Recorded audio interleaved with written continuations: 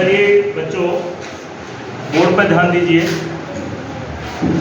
Pythagoras प्रमेय, ठीक है। पाइथागोरस प्रमेय एक समकोण त्रिभुज के लिए है। किसके लिए? पहले आप समझिए समकोण त्रिभुज।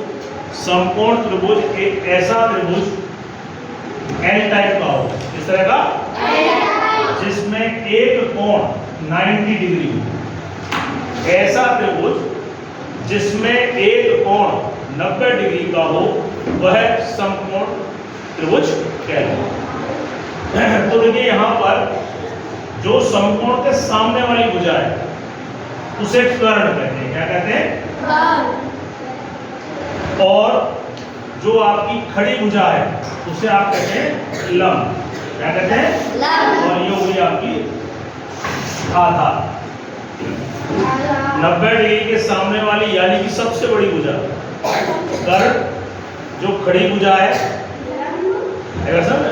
वो गई आपकी लंब और ये आधार। इस प्रकार से एक समकोण त्रिभुज में कर्ण, लंब और आधार के बीच एक संबंध जो पाइथागोरस ने दिया, उस संबंध को पाइथागोरस नियम कहते हैं।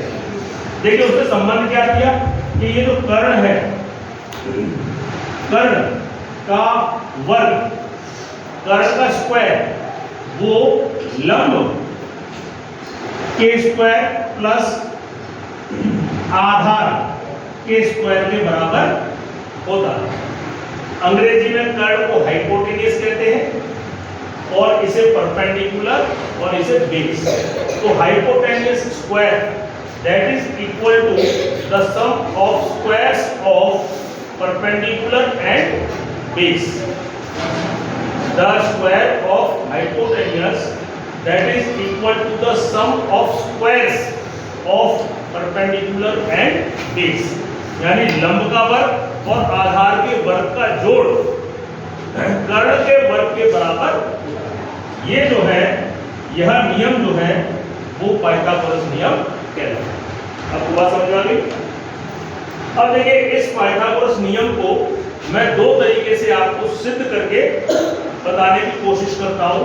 आप एक ये वाली आकृति देख रहे होंगे और दूसरी ये वाली आकृति। इस नियम को हम इन दो अलग अलग आकृतियों के माध्यम से इसको सिद्ध करने की कोशिश करते हैं।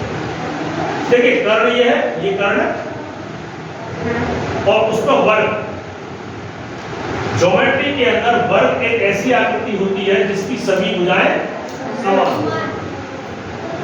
ऐसी आकृति जिसकी सभी भुजाएं समान और उनके बीच का प्रत्येक कोण 90 डिग्री हो, वो वर्ग कहलाता है। तो कर्ण का वर्ग, ये कर्ण है, इस पर वर्ग, ये वर्ग पर समझ आना। यानी कि इसका क्षेत्रफल और ये जो लंब पर जो वर्ग बना, ये समझाना, इसका क्षेत्रफल और जो आधार पर जो बना उसका क्षेत्रफल, तो इसका क्षेत्रफल प्लस इसका क्षेत्रफल इसके क्षेत्रफल के बराबर हो जाए तो आप कह सकते हो कि इस त्रिभुज के लिए पाइथागोरस नियम लागू होगा। तो देखिए यहाँ पर आप एक त्रिभुज देख रहे हैं, ये उसका 90 डिग्री है, इसलिए समकोण त्रिभुज हो गया। उसके सामने वाली सबसे बड़ी भुजा कर्ण जो 5 है, लंब 4 और आधार 3। तो देखिए इस नियम के अनुसार क्या है? कर्ण का स्क्वायर, हमारे पास नियम क्या है? कर्ण का स्क्वायर बराबर लंब का स्क्वायर प्लस आधार।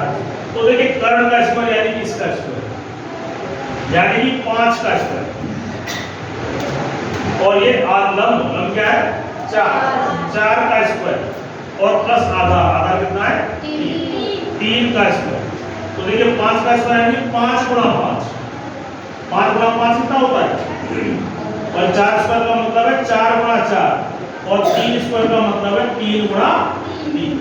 तो बताओ 5 गुणा 5, 5 का पड़ा 5 बार 25, और इधर कितना? 4 गुणा 4 16 और 3 दिया 9। अब 16 और 9 जोड़ो, ये तो 25 इधर है ही है, 16 और 9 कितना होता है? 16 और 9 15 है, 16 और 9 जोड़ो 25। जोर से बोलो ना। तो देखो यहाँ पर आपका जो है पाइथागोरस नियम इसके लिए क्या हो गया आपका सिद्ध। 25 दोनों तरफ आ गया, यानी कि इसके लिए पाइथागोरस नियम सिद्ध होता है। कौन से वाले सूत्र से निकाला? वर्ग वाले मान से। अगर देखें दूसरे शब्दों में हम इसको आकृति के माध्यम से समझना चाहें, इसका आकृति, मान लो मैं ये सब नहीं करता, मैं तो आकृति के माध्यम से समझना चाहता हूं। तो देखिए कितने 5, इसको 5 हिस्से कर दो, 1 2 3 4 5। अब इसको जोड़ दीजिए,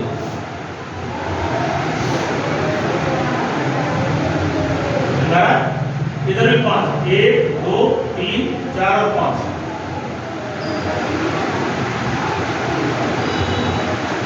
इसमें कितने 3, 1 2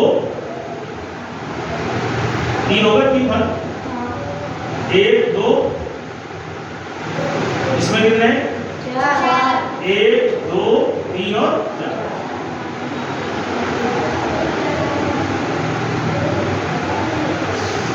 अब देखिए इसमें गिरो कितने खाने, गिरो 1 2 3 4 5, 5 और 5 10 और 5 15, 5 20 और 5 25। कितने आए 25। इसमें गिरो 1 2 3 4, 4 और 4 8 और 4 12 और 4 16। इसमें कितने आए 16। इसको लिए 1 2 3, 3 और 3 6 और 3 9। देखिए इसको जोड़िए, इसके बराबर हो गया।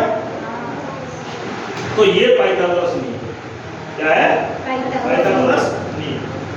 अब देखिए यहां पर इसे समझने की कोशिश कीजिए। अब देखिए यहां पे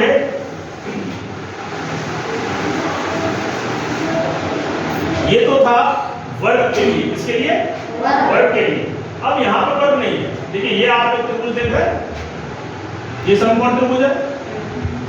इसकी तीनों भुजाओं पर मैंने समबाहु त्रिभुज बनाया है। कैसा? समबाहु मतलब समान भुजा वाला त्रिभुज, यानी ये भुजा और ये भुजा कैसी है, इक्वल। समझा गया? इस आधार पर भी मैंने एक समबाहु त्रिभुज बनाया, यानी कि ये वाली और ये वाली भुजा कैसी समान। इस लंब पर भी मैंने एक समबाहु त्रिभुज बनाया, उस पे ये वाली भुजा और ये वाली भुजा कैसी, यानी कि इस त्रिभुज का क्षेत्रफल। तो देखिए यहां पर कर्ण पर बनने वाला, कर्ण पर बनने वाले त्रिभुज का क्षेत्रफल इन दोनों के बराबर, यानी कि लंब प्लस आधार पर बनने वाले त्रिभुज का क्षेत्रफल। आप बात को समझ रहे हैं? तो देखिए पहले मैं इसका निकालता हूं, समबाहु त्रिभुज के क्षेत्रफल का सूत्र क्या है, √3/4 भुजा स्क्वायर। ये क्या है, समबाहु त्रिभुज के क्षेत्रफल का सूत्र है।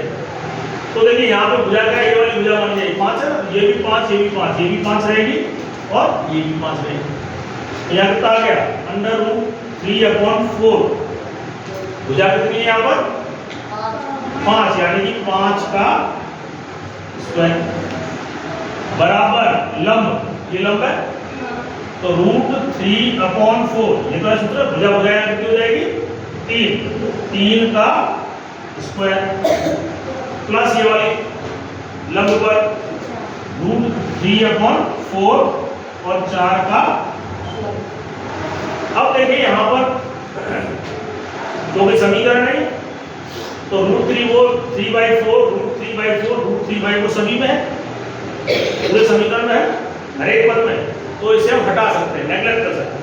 तो यहाँ पे क्या बचा 5 का स्क्वायर बराबर, ये हटा दिया, क्या बचा 3 का स्क्वायर प्लस 4 का स्क्वायर। अभी हमने किया था 5 का स्क्वायर यानी 5 गुणा 5 कितना होता है 25। देखो वही चीज आ गई वापस। अगर देखो वापस, अगर मैं इसे कहूं तो ये क्या है, करनी तो है, तो इसे हम क्या ले सकते हैं, कर्ण का स्क्वायर। और 3 क्या है? आधार। ये क्या होगा? आधार का स्क्वायर। और 4 क्या है आपका? लंब, यानी कि लंब का, यानी देखिए वही कर्ण का स्क्वायर बराबर आधार का स्क्वायर प्लस लंब का स्क्वायर, यानी जो वही की वही। इसमें जो पहले हमने शुरुआत में जो सूत्र लिया था वही सूत्र आपका दोबारा। तो आपको समझना है किस तरीके से पाइथागोरस ये कह रहा है कि एक समकोण त्रिभुज की भुजाएं जो है उस पर चाहे वर्ग बनाओ चाहे त्रिभुज समबाहु त्रिभुज बनाओ, तो जो उसका कर्ण है उस पर बनने वाला वर्ग या उस पर बनने वाला क्षेत्रफल शेष भुजाओं पर बनने वाले वर्ग के जोड़ के बराबर या दूसरी भुजाओं पर बनने वाले समबाहु क्षेत्रफल के योग के बराबर